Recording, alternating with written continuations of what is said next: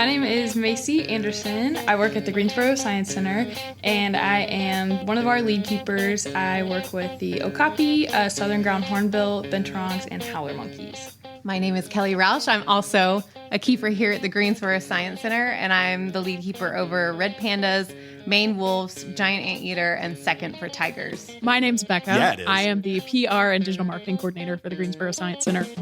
Hello, I'm John Rossi. I'm a touring drummer with a passion for animal conservation. When I'm on the road, I spend as much time as possible visiting zoos, aquariums, and conservation organizations.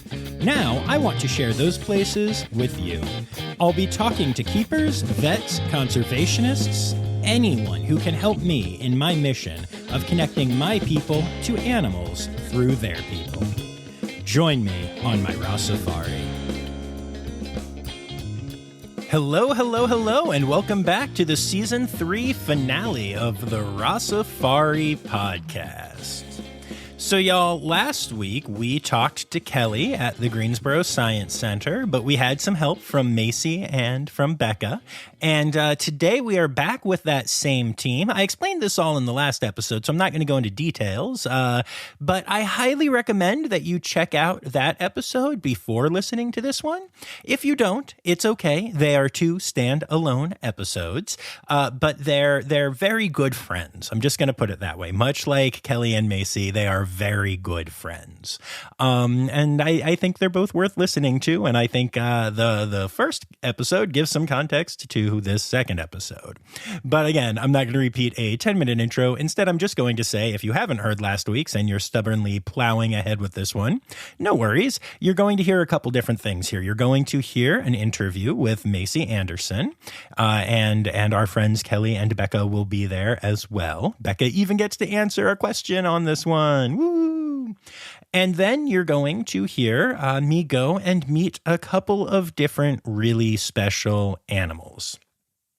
And y'all, we have had a long-running, well, I hesitate to call it a joke because, it was more of a religion, really, for me, thing on Instagram and Facebook and such, where you should be following along at Rossifari, where I have been pointing out for a long time that Okapi are wonderful creations, but they are clearly not real. Well, as you heard Macy say in her introduction, she takes care of animals, including an Okapi. So we get into the discussion of whether or not they are real animals, and it's actually a lot of fun. I think this ties together the social media presence of the podcast and the actual podcast better than I ever have before. We also interact with one other really cool animal, and so you're going to hear that. And then after you hear all of that, you're also going to get to hear my interview with Macy that came after this interview once the bintlets were born. The baby binturongs at the Greensboro Science Center are amazing. And I went back down and hung out with Macy and Bekah some more and got to meet the bints and talk about them with Macy, and it was amazing. It's ridiculous. It's one of the coolest things I ever got to see. Baby binturongs are a lot, y'all. And, I talked about it a little bit last week, but I just want to say again that more than just sharing the stories of cool people and a cool facility and cool animals, I'm now getting to share the stories of people that have become really good friends to me. Bekah and I chat frequently, and the last time I was in Greensboro, Bekah, Macy, and I went and got dinner together, and we ended up hanging out for like 2.5 long hours. And when I say long, I don't mean it felt like it was long. I just mean that looking back, I was like, oh my goodness, I stole 2.5 hours of these women's lives, and I apologize for that. No, but that's what friendship is, right? And Kelly wanted to come too, but her family, there were some obligations, but we're all buds now, and it's just so meaningful to me. I'm doing the ramble on about friendship thing again, so I'm going to stop. Quick reminder to make sure that you hit subscribe and that you follow along on the social medias at Rossifari everywhere, including Threads now, and then at Rossifari Pod on TikTok. And finally, if you'd like to support the podcast, you can do so for as little as $3 a month by going to patreon.com/Rossifari. There is bonus audio from some of our episodes, including these two from Greensboro Science Center. So go ahead and check that out. And without further ado, here is my interview with Macy Anderson, Bekah Robinson, and more than the occasional bit of input from Kelly Rauch of the Greensboro Science Center.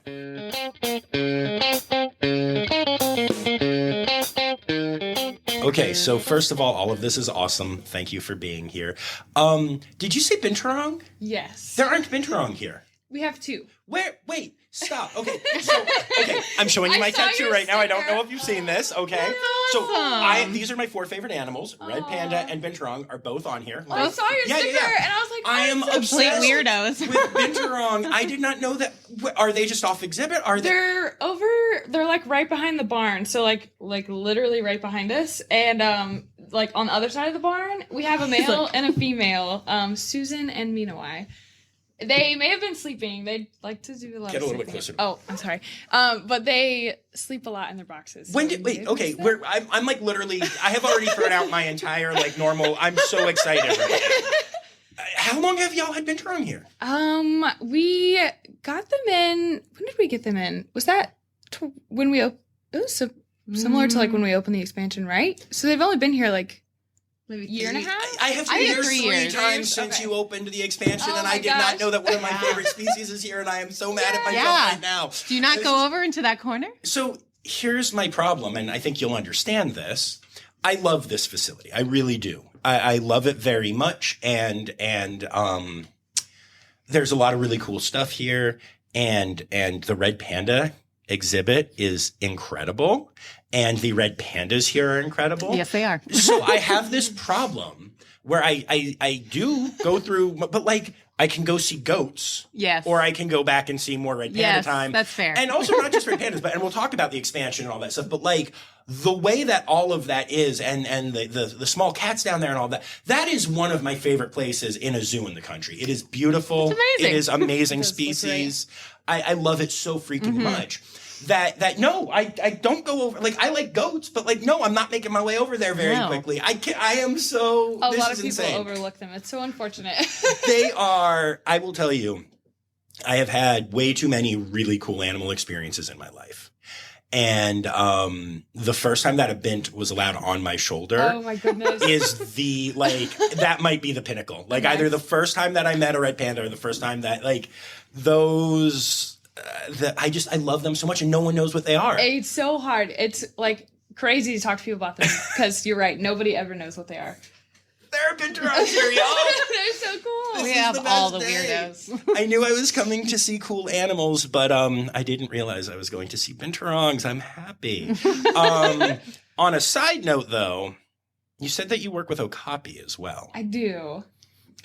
Do you understand that we know on this podcast that Okapi are not real animals? That they are created and they're like a mechanical creature. We know this. It might seem that way, but they are very real. Super cool. I don't know, man. Every day, Macy puts oil in him. I was going to say, rolls him out onto exhibit. Just be honest. Did you plug it in overnight, or how does this work? Like, because I actually walked by the last time I was here on the way down to Florida. I walked by and there was no Okapi out, and I'm convinced it's because you were charging it. I'm not supposed to tell these secrets. Okay, fair. That's true. We do have a PR person in the room right now. I don't want to get in trouble here. Bekah's about to shut us down. Okay, well, we are 4 minutes into an interview that has gone wildly off the rails, just so much faster than that has ever happened before. Fair. All right, so we're gonna pull it back for a second. And so, Macy, since we started with you, let's keep that ball rolling. Okay. And tell me a little bit about like what got you into this industry, and did you always love animals? Did you know you wanted to work with animals? Where are you from? All that good stuff. Yeah. So I'm from Winston-Salem, so not too far off from here. And I did always know that I wanted to work with animals, but I actually never thought I would be a zookeeper.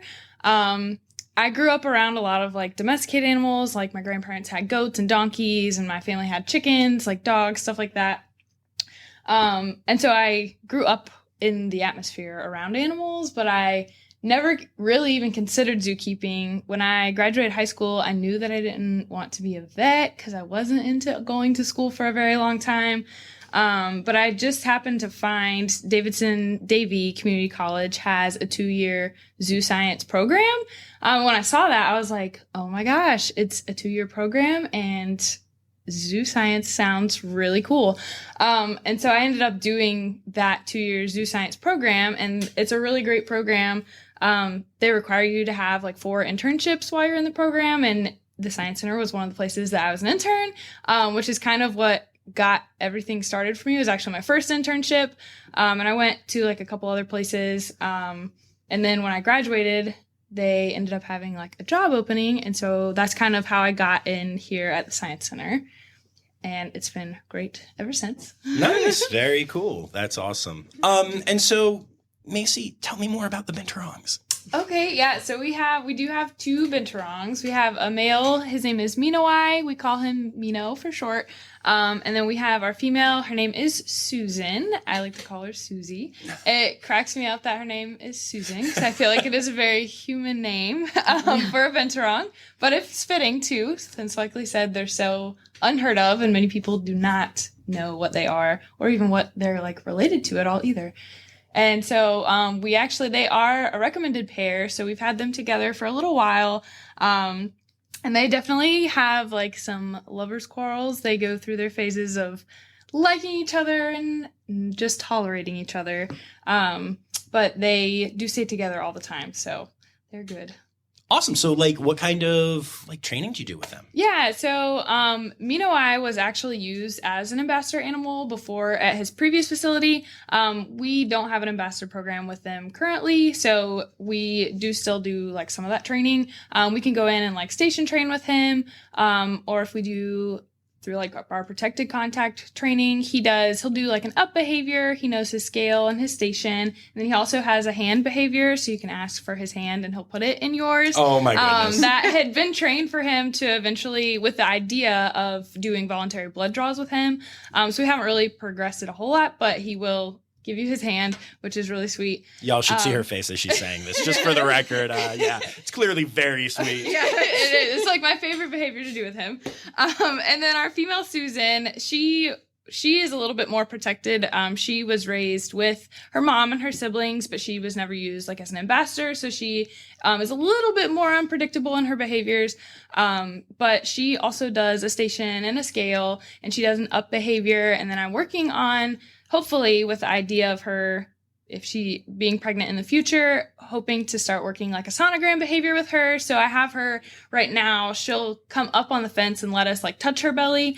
The goal in the future would be for her to allow us to kind of shave that really thick hair down so that we could do a sonogram. But that's in the works, hopefully for the future. Cool. No, that makes a lot of sense. I don't know if you've ever seen binturong kits. Yeah. I've seen pictures. Okay. Yes. Yeah. I was at Nashville right after a litter was born and they were being raised at the hospital, and I got to see them at little, just small. It might be the cutest thing in the world. It really is. Oh my goodness. Yeah. I'm still like hung up on this. I'm still stuck. I'm just like, I know y'all said you work with other animals, but I don't know. I don't know that you do. Very cool. Macy, you lied to me and said that you work with Okapi. So let's just get this out of the way. Let's talk about your Okapi. Okay, so we have a single Okapi. His name is Bekah. He is 16 years old, so he's a little older, but he came from Disney's Animal Kingdom, which is always fun to tell people. Because Disney has the best amniatronics. Go on. That's correct. He set him up perfectly for us. They just passed him right along. Yeah. So he was born at the Bronx Zoo and then went down to White Oak in Florida and then to Disney and then to us. And he sired 7 calves in his lifetime. So he's quite the ladies' man. And so he's here kind of in a retirement phase. Obviously, he's been really well represented. And so he's here to help educate. Nice. And what, I'm going to stop joking for a second now, and then I will resume my character. But all joking aside, the exhibit here is really cool. When he is on exhibit, you really can get like a nice look at him. Most definitely. I feel like it was built with that in mind. Like most Okapi exhibits that I have seen, you're looking up and out and hoping to see. And here you're kind of looking down and in, even though he has lots of room. And he seems to really appreciate being up front a lot of times. Like I have seen him up there. I've gotten really cool photos of him and stuff. What is the guest reaction like? Because I know Okapi aren't super well known. No, it's actually so much fun. It's like one of my favorite things to talk about him because so many people, well, the most common is like, is that a zebra? Or is that a giraffe? Or like or deer even, cow. I've heard so many animals. People always think that they're just like this mixed species that is not even real. And so that's like the most common first reaction is like, what even is that? And so it's always fun to listen to people. And then when you like tell them that it's an Okapi, they're like, what even is that? We've never heard of it, never seen it. And so a lot of people, you're correct, a lot of people do not know what Okapi are. Do you think that having such a great, exhibit, like, does that impact the fact that people will remember this and learn about this animal? And yes, I think so. Most definitely. Because, like you said, most of the time they are able to get like a really good look at him. They're able to see his stripes, his ears, his ossicones, everything. So I think it does have a big impact for sure. Yeah, cool. That's important. Do y'all ever get nervous as keepers, or even Bekah, if you want to speak up as a PR individual, when you make a pregnancy announcement, knowing that, stuff happens? Hello, we're going to add a third voice into this podcast.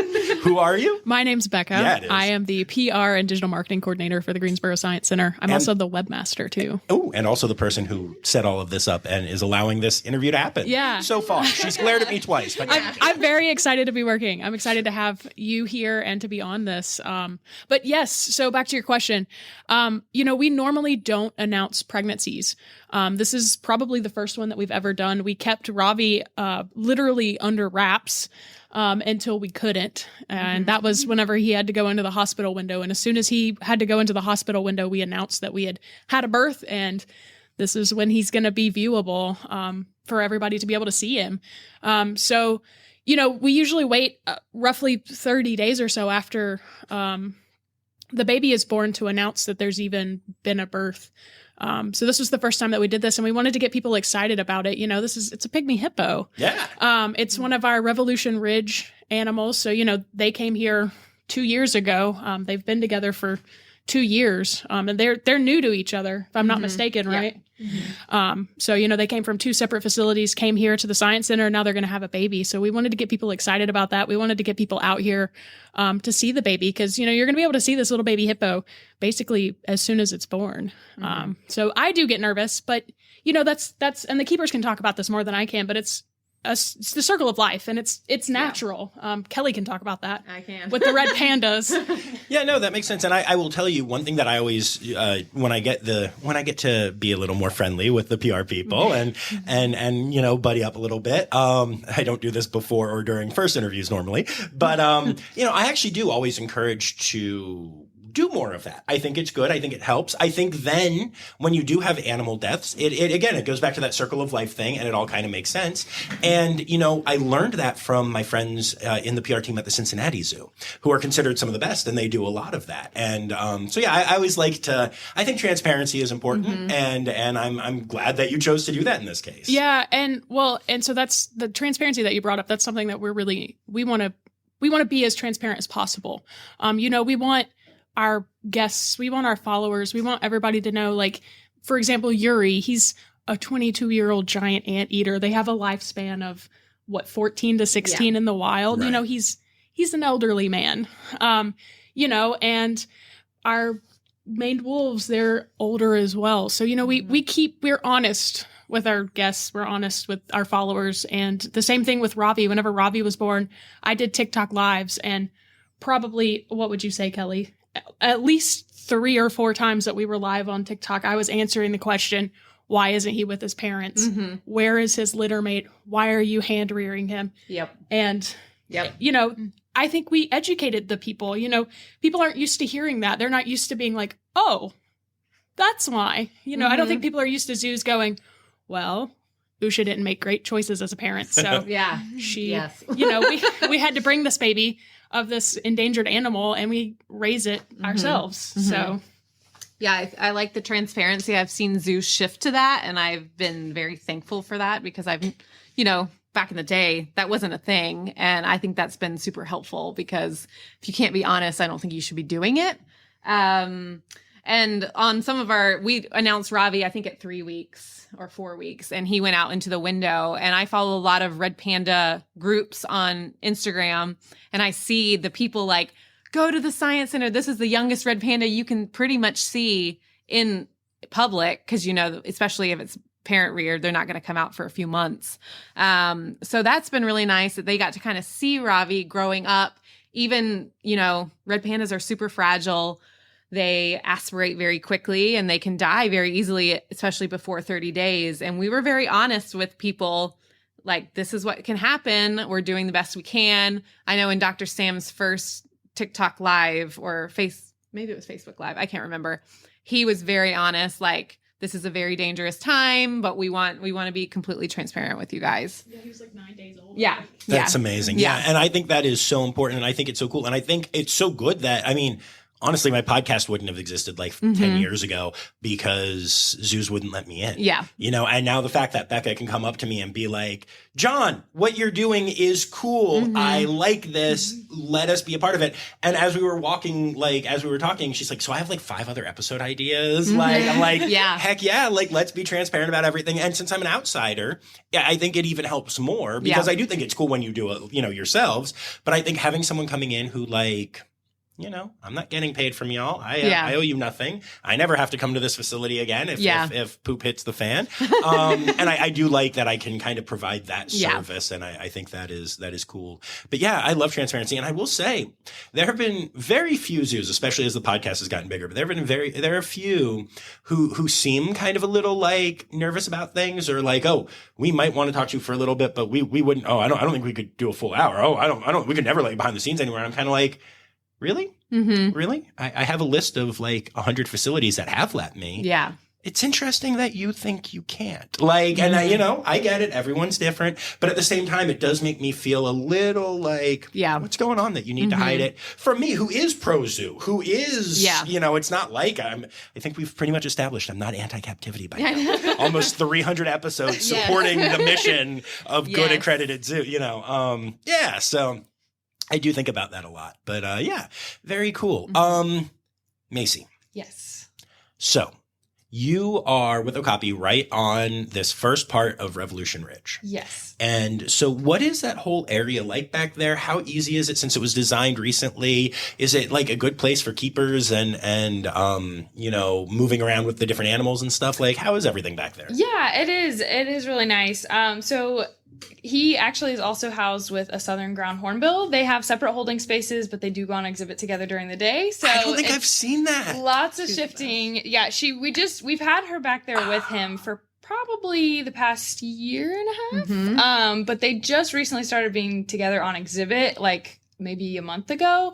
And it was kind of a toss-up. Obviously they knew each other, but when you introduce any 2 animals together, there's always like, you know, chances for things to happen. But they actually have done so great and they get along really well and it's awesome. That's so cool. That is such a cool mixed species exhibit. It is actually fantastic and they just look so great together. And it's like, you look at Bakari and then you see Hermione out there. Her name is Hermione. Nice. And but back to like the holding spaces. So there's 2 separate holding spaces, one for Hermione and one for Bakari because they are separated at night. And so then in the mornings and the evenings, there's like lots of shifting around, bringing them both in and getting them into their holding spaces. But it is set up really nicely. It's really easy to like clean everything in there, which is really nice. Makes it really good. And there's even, we have a holding space that has a connection to a side yard, and then that side yard also wraps around to the other holding space, which then goes to the exhibit. So it's kind of like a U, I guess, that then goes out to the exhibit. And so that side yard is really nice. We don't let Bekah have access to the exhibit overnight when it's warm enough, just in case anything were to happen on the exhibit, but he does still have access to like an outside space, that smaller, more easily monitored side yard. So it is set up pretty nicely. Nice. Very cool. I like it when they think through things, when they build new stuff. Occasionally you talk to someone who's like, yeah, they built us a brand new building and all the drains are above the floor. Yeah. Yeah, that happens. What? Yeah. Interesting. Are there any conservation organizations that you'd like to give a shout out to? Well, I was going to say exactly like Kelly. You already know what I'm going to say. I was going to say the Okapi Conservation Project. Yes. They are super great. If you don't know, they do a lot of work with the local people in the Democratic Republic of the Congo, where Okapi are native to, which is just, in my opinion, I feel like that is an even better way to assist in the species, is also to be involved with the people that are also local there. So, yes, and I know Lucas Mears is a person who coordinates, like he works for them full time. He's been on the pod, great guy, and he and Terrence actually before I interviewed Lucas for his episode had been on a conference call together because they were both talking about how important it is to work with local populations. And stuff. And I think it's so cool that both organizations have that focus, and it was really cute that you both went yes in unison like 3 times. That was really nice. I know. I think if you can't work with the local people and get them excited about conservation and see the benefit of it, then your conservation project's going to fail. So I love that both of them do that. Yeah, absolutely. And actually, before we get to the final question, I'm going to throw a curveball. Kelly, you were nervous about being on this podcast. I'm always nervous about everything. And you said that you were more comfortable doing it if Macy was here at the same time. Yeah. Normally, the way I handle things, this would have been 2 separate episodes, and that would have been fine. And I recently have done more of these 2-person ones, or 2.5 people, since Bekah got to be on for a minute. Fans have really liked it and liked the interaction and stuff. But I'm curious, what is your relationship like? We've talked about like the overall team, but you two personally, where you said to me that you would feel so much more comfortable having Macy here at the same time. Yeah. So what is that like for y'all what is your relationship like, and how helpful is that to your work here? So it's actually really funny that you asked that. So before I mentioned that I went to Davidson Davie Community College, and they require you to have 4 internships. And my first internship was here at the Greensboro Science Center, and I was actually Kelly's intern. Nice. At the time, the strings looked a little bit different. So she had the otters up in the aquarium, Asian small-clawed otters, the herpetarium, and our discovery house. And then, did you have something else? And then the flamingos came. Yeah, and then the flamingos Okapi came. and then Bekah came. And so I was Kelly's intern for a while, or for a whole semester, actually.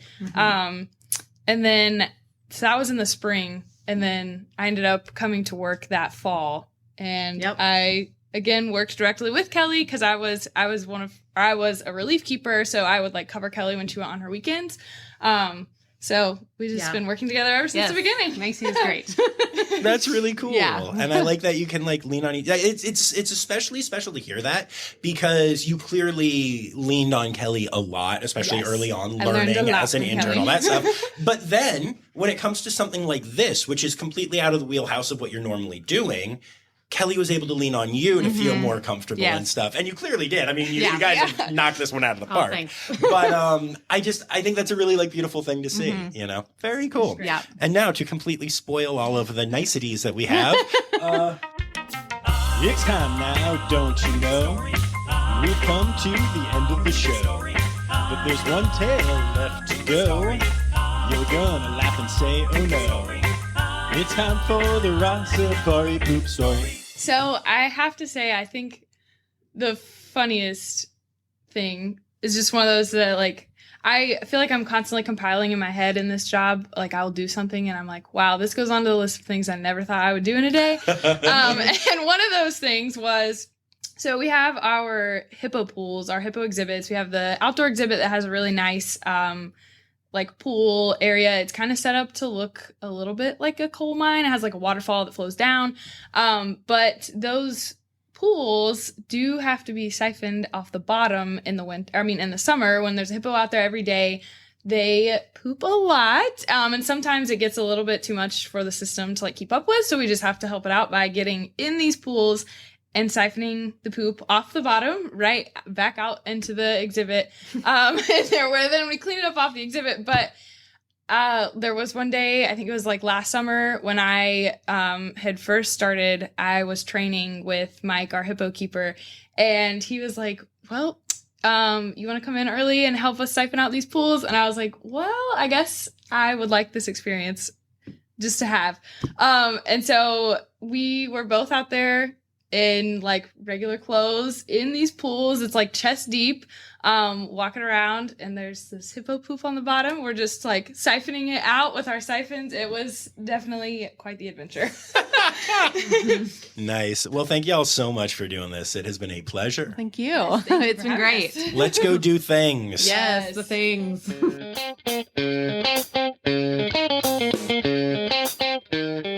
Now I'm going to say weird things into your microphone. This is going to be bonus content. So Ralph's down in the mud. Oh my God. Down there. Hi, Mama. This is Hermione. Hi, Hermione. the honors, Kelly. Oh my God. Hi, Mama. You don't want anything from me, huh? Hi, Hermione. There's so many people that love me. Oh, hi. Oh, You I want love your Hornbills mouse? so much. Bakari. So Hermione was hand raised, or hand reared, so she's imprinted on people, so she clearly loves all the attention she can get, and that's also why she's housed by herself. We had a couple others that we wanted to exhibit with her, but unfortunately she just does not know appropriate bird behavior. So it ended up being just her, but she still loves to talk to people when they come see her on the boardwalk. That is so The cute. fastest I've ever seen her eat a mouse. hungry Usually girl. she parades it around. She's the best. So yeah, I'm actually curious, since I've heard people say before that hornbills like to offer things, but then I've heard other people say that they're not so much offering as literally, like you said, like parading around or like showing Yes. off. So Showing what behavior would Hermione be exhibiting if she was walking back and Yes. forth, and like it looked to me, to anthropomorphize way too much, like she was literally like, look at my mouse, this is my mouse is awesome. It definitely seems to be like that most of the time, and which in bird species, obviously a common positive behavior is like feeding each other. But I know too, with her being hand raised, I'm not sure if maybe that is like a bird behavior that she knows but doesn't necessarily understand the correct meaning of it. But she definitely does seem to parade things around. She is quite the scavenger on this exhibit too. She's found numerous toads and frogs and 4 little snakes too. That she loves to show off her skills. Hermione, you're awesome. I'm the best girl. And now she's going to show off even more. Another mouse. Bakari, do you not want to come over? You're not proving that you're What's real. wrong, Bekari? Is your charge low? He said, oh, you're over there? Yeah. Bakari! Bakari, what's next for you? I know we shouldn't anthropomorphize. I can't even say it. Anthropomorphize. Anthropomorphize. My Wilkes County is showing. But I do genuinely like to think that sometimes Bakari's just kind of like, huh. Yeah. I love him. Not much going on up there, that's for sure. He is gorgeous. That's all that matters for him. Bekari. He said the grass over here is green. Get over here, Bakari. Y'all are not convincing me that know, Okapi I are know, real. I'm just saying. I think you're finding out our deepest, darkest secret. I'm waiting for one of you right now to pull out a little, like, remote and be like, boop, boop, boop. Oh, look, he's walking over. We have to get Will and Ron. I know. Oh, We can get the robot dog. Oh, yeah.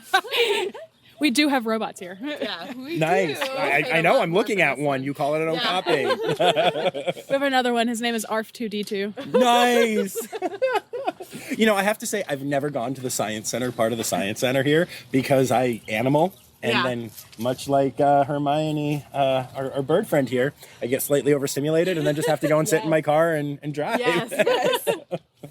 Same. Yeah. But I sit in my office. I'm like, I work at the Science Center. Bakari, come here. He is Not being interested. so I love you. Come to me. Come here. No. Hey, Bekah. That's the best snacks. Bakari, what are you doing? He is being so lazy. Yeah, nice. This is pretty much every time we have a tour. Bakari's all about us until he sees a tour and he's like, never mind. I'm just eating. I'm so entertained right I know. Yes. Well, Can we go to the other side? We could go over there. Yeah, we can go over to the bench. Okay. Cool. Yeah. He won't be upset when we have snacks to feed him. That's true. Just be careful. girl. Oh, there you go. See what we have now. You're welcome to feed him. Rowdy, you see it? We have the good stuff now, huh? Hey, bud. What are we doing? This is Iliagnus, which grows locally here, which is very nice, and it also is green through the winter, so we're able to cut for him year round. Hey, bud. Does he have upper teeth? He does not. So he's like a goat. Yes, he has teeth on the bottom, and then he has molars on the top and bottom in the way back, but not in the front. I've never noticed that.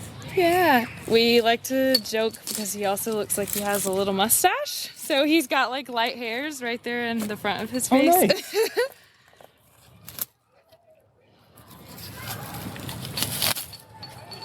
I think I heard the Bintrons arguing. Oh gosh, they do They that. get so loud. It Yeah, does they look do. like they are. My goodness.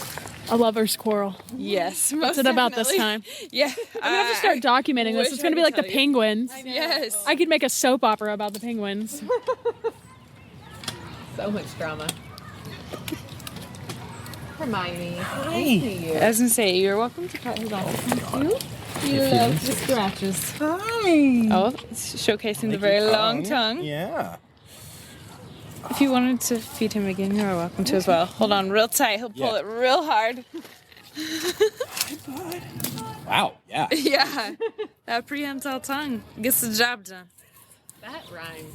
It did. I did not mean to do that. Her nose looks like a dragon nose. Whose? Bakari's. Oh yeah, it His does. nostrils look like dragon-like. Never had the pleasure of meeting a dragon. This has gone from a science podcast to Yes. a fantasy podcast. So he actually... Did he get your hand? That was my hand. That's a rare moment. It It was is. a beautiful moment. He has kind of crazy story. If you see pictures from when he first got to us in the Revolution Ridge, he actually looks really pitiful.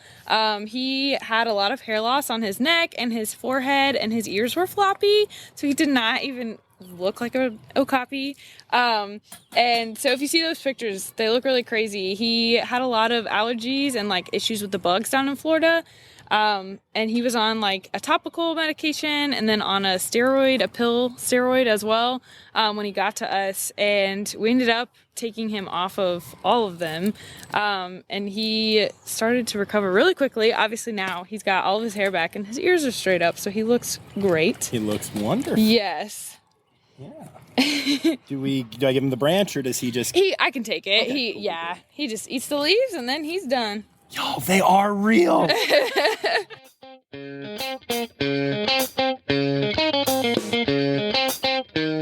I work with our okapi, southern ground hornbill, binturong, and howler monkeys. No one cares about any of that except for one specific thing. What are we here to talk about? Come on. Binturongs.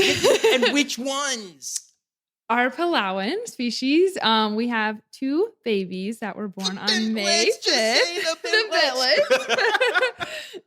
I'm so excited. Yes. They are very exciting. Yes. No. So yes, we are here getting some additional content. For those listening, I was here a couple of weeks ago and recorded the episodes that you will have heard from here. But then there were bintlets, and I was told I could come back and meet the bintlets. So here I am meeting the bintlets. And so we're just going to add some extra content about this, completely unplanned, completely unprepped, and I'm really excited. The best way to do it. First of all, I just want to say thank you from the course. bottom of my heart. Yes. That was amazing. Let's talk bintlets. What do we got back here? Yeah. So we have 2 bintlets, 1 boy, 1 girl. They were born on May 5th. So they're coming up on, I think they're 5 weeks old. They are very cute, obviously. They started out on. Let's be clear. They are 3.5 weeks old. I just did the math. 3.5? Oh my I just gosh. did the math. What is the date? I don't know the date. 3.5 weeks. Coming on their That's fourth insane. Week. Yes. That's insane. That is insane. Just crazy. And I only point that out because animals grow so quickly. Yes. That like when y'all see the pictures and videos and everything from this, I just want to give you the perspective that this is like an under a month old binturong, because in another 2 or 3 weeks, it's going to be a very different, larger 100%. animal. Yeah. They've definitely already proven to us that they are very quick growers. They've grown so fast and become very independent, crawling around, climbing things, making plenty of noises, playing with each other. Yeah. Yes. So, cool. So, all right. So we announced on the podcast, as part of the announce, to the general public, Bekah came on and spoke about the bintlets and said that they exist like right when they were born. Yes. And that they had to be pooled. Yes. And are being hand reared. Can you explain why that is? I know Bekah already did, but let's just cover it again. Yeah. So, Susan was a first-time mom. With that, it can be common for moms to not necessarily be successful in their first time birth. So we came in, it was actually, she was having them as I came in to open them. So I walked into, the first indicator, I obviously give them a little snack in the morning first thing. So she gets a little bit of food, and she came over to me, but didn't take any food. And I was kind of like, that's weird. And then she walked over to a part of her fence line and put 2 of her front feet up on the fence and kind of made this like groaning sound. And I was like, I think she might be in labor. And so I called my curator, and I was like, I don't know for like certain, but I think she might be in labor. And so sure enough, we were like, okay, let's just monitor her for a little while. And she was in labor. And so we watched her give birth, and we monitored her for several hours. And she did give birth. She gave birth to him in like 2 separate locations. And she did move them to be together. So that was like a good sign. And we continued to watch, but after she had moved them to the one spot together, she kind of would like sniff at them and then walk away from them, which obviously is not very good. We didn't see any signs of nursing. And so we continued to monitor, and we were also talking to the SSP coordinator, the binturong SSP coordinator, and a couple of vets as well, kind of seeking counsel from people that obviously know what they're doing. And so we decided to go ahead and separate and go in to get their weights, because we were like, well, we want to make sure, like if we do see nursing, we want to make sure that we've got a starting weight so that we can continue to check on their weight, make sure that they're growing, whatnot for the future. So we went in and got their weight. And when we went to get their weight, they were both really cold, because she had not been really interacting with them at all. So we went ahead and made the decision to pull them, just to make sure that they weren't going to get any colder and get some food in them too. So, yeah. Awesome. Yeah, that makes a lot of sense. And, that's one thing that I really love about, zoos in general, is that you have the ability to do that. Yes. Like Susan's great. Susan's a great binturong. Yes. We love her. Yes, we do. But apparently not a great mom. And Right. these 2 would be gone in the wild right now. And I think that's really worth pointing out. Yes, I do for think sure. That's interesting. Yes. Yeah. So where are they living now? So currently we have like a rolling cage. I don't know the measurements on it, but they started out in an incubator. We kept them in the incubator so that they could be warm. They had to have like 80% humidity. They had to have a lot of humidity. So they started out in the incubator, but then, as I was saying earlier, they've become really independent really quickly. And so we were able to kind of slowly knock the temperature down a little bit and bring them to room temperature. And so now they don't have to stay in an incubator. They're staying in what we call our rolling cage out in one of our quarantine spaces at the moment. Yes. And it was really interesting to me. You talked about how fast they're growing. And yes. They are I'm comparing it to the time that I've met a red panda cub. And it was around the same age, maybe actually a week or 2 older, and was still in the incubator and was able to cling to my arm. But that was it. It panted, it clung, and it, drank milk. That was the entire. These guys, they're running around there. Mm-hmm. I saw them climbing upside down on you already have perching for them. Yeah. That's insane. It's so cool to see the difference. I don't know if you noticed, we actually had to, so the inside of our rolling cage has plexiglass on it because the first time that we put them in there, obviously it was supervised, and the boy binturong started climbing immediately. And obviously I had not perched it all the way up because we didn't want them to climb all the way to the top. but he decided he was going to climb the meshing anyways. And so we ended up, that's why I had to put the plexiglass on there to keep him from climbing so high. That's but amazing. Yes, progressing very quickly. Yeah, it's really cool to see. Tell me about their personalities. Yeah, so the girl is really interesting. She seems very more like, if I was to describe it, more of a reserved personality. She kind of definitely takes in her surroundings. When she's looking around, she really pauses to look at things. But the young boy is a little bit more wilder. He likes to explore things. He like looks at something and is quickly moving on to the next thing. So they both do have different little personalities already, very developed too. It's crazy to see that. It's so cool. Yes. And like, how closely do you feel bonded to them being their surrogate mom? Yeah.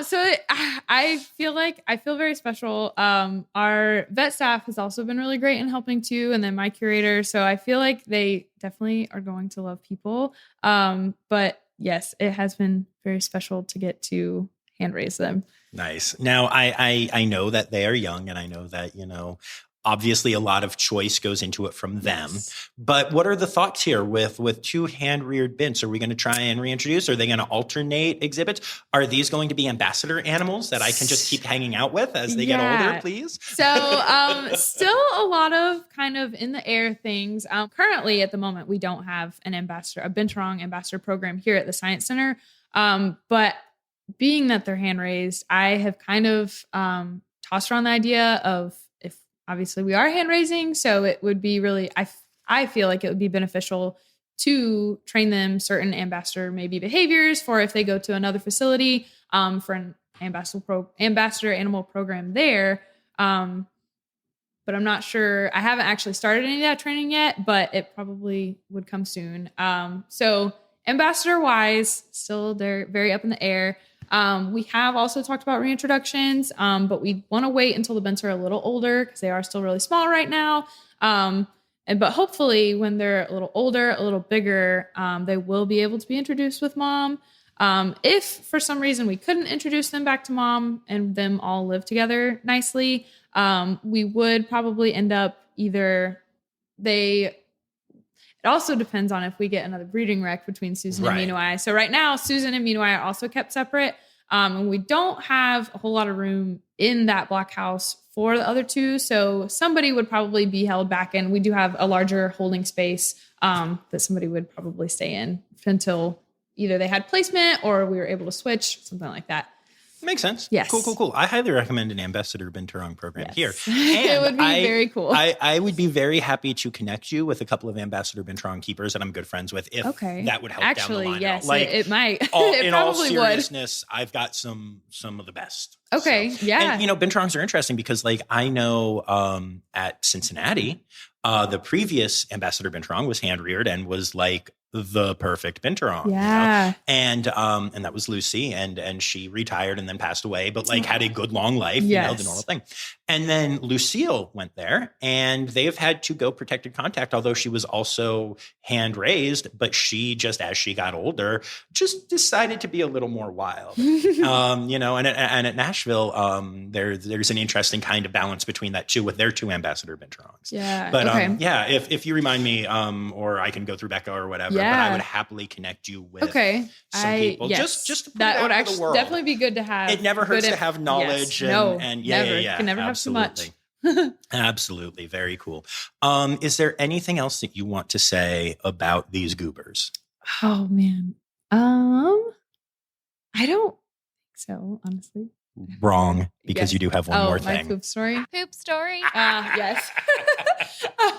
So, this morning I had pulled both of them out to get a weight. We get weights every morning to make sure they're gaining weight, still growing properly. And I grabbed them both at the same time. So I was holding both of them and I walked into our room that had the scale in it. And I went to set the boy onto the scale and I smelled something very gross. I was like, oh no. And as soon as I smelled it, I knew. I was like, I hope they're not pooping on me.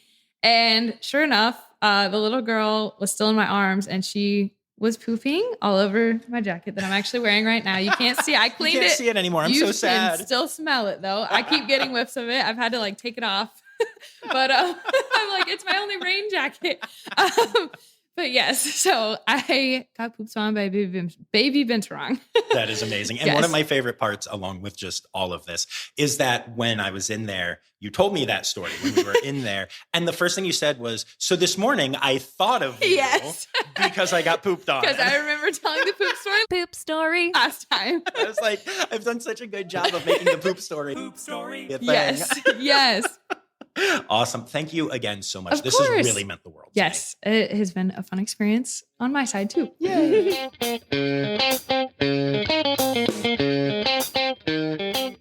And there you have it, folks. What an incredible bunch of days that I got to spend at the Greensboro Science Center with amazing people. And I already can't wait to bring you the interviews that I did there for season 4. They'll be coming down the pike in a few months probably. And I'm just so ecstatic about this relationship. It's so cool and it's such a great partnership. And I really love this facility. I hope y'all go and check it out. One of the coolest things that has happened since I started talking about the Greensboro Science Center is that I have heard from multiple people who decided to make the trip to check this facility out because they've been on the podcast. And the crazy thing is, like, as a podcast host, one thing that you quickly learn to understand is that I do not hear from most of my audience, right? Like, very few people reach out. More do for Zoo News stuff than anything else. But, I'll get 5,000 downloads in a week. We actually just had our first ever 5,000 download week, like 2 weeks ago, and it will be magical and it will be wonderful. And that's so many people downloading the podcast and learning cool stuff. And I'll hear from like 6 people outside of Zoo News, which is fine, which is cool. That's how this works. But so to have heard from multiple people who specifically reached out and said that they made plans or changed plans to go and see Greensboro and all of the amazing cool stuff there really means a lot to me. So thank you for everyone letting me know that you were doing that. And if you haven't done that yet, make the choice to go check out the Greensboro Science Center. It's an amazing facility. I really love it there. I want to say thank you so much to all of you for this last season. There is still technically a Zoo News to come before the new season drops, but it's been an amazing year of content. We've had a lot of fun, and I hope you all have enjoyed it as much as I have. And I'll see you back here on Tuesday for another interview that'll not really sound any different, but hey, we're going to call it season 4. So I will see you back here on Friday for the ending of season 3, and then the beginning of season 4 on Tuesday. And remember, friends, the word credits backwards is Steiderk. The Rossifari podcast is produced, hosted, and engineered by John Rossi. Editing and fact-checking by John and Dr. Zoe Rossi. Our theme song is Sevens by Nathan Burke, performed by Nathan and John. Interrupting John theme and additional voices by Taylor Isaac Gray. You can reach John directly on Instagram and Facebook at Rossifari or by email at rossifaripod@gmail.com. Rossifari is part of the Daydreamer Media Network. Now, stop listening to me and go visit a zoo.